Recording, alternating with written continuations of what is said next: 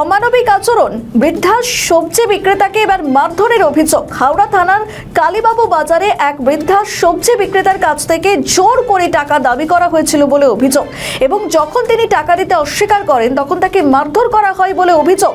এমনকি দোকানে বসতে দেওয়া হয়নি এমনটাও অভিযোগ ওঠে। বৃদ্ধা মহিলার সঙ্গে এই ধরনের নিষ্ঠুরতা দেখে তার নাতনি প্রতিবাদ করলে তাকেও রাস্তায় বৃদ্ধা মহিলার সঙ্গে মারধর করা হয়। অভিযোগ উঠেছে বাচ্চা সিং নামে এক যুবকের বিরুদ্ধে। অভিযোগের ভিত্তিতে হাওড়া থানার পুলিশ বাচ্চা সিংকে গ্রেপ্তার করে। ইতিমধ্যেই মহিলা এবং বৃদ্ধা মহিলাকে মারধরের ছবি সোশ্যাল মিডিয়ায় ভাইরাল হয়েছে।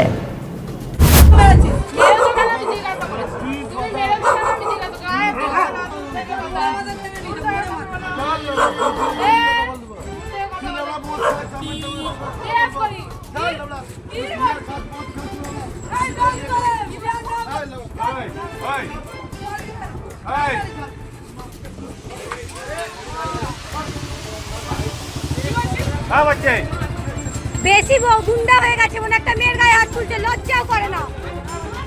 মার না জুতো খুলে, মারতে পারছিস না তুই? আরে বাবা, क्या घटना घटी? उधर मेरा दादी छोटे से मतलब मेरा उम्र जितना साल मेरा उम्र है उतना तक से हम देख रहे हैं, उधर ही दुकान लगाता है मेरा दादी। बाजार में कोई मतलब सब कोई मेरा दादी को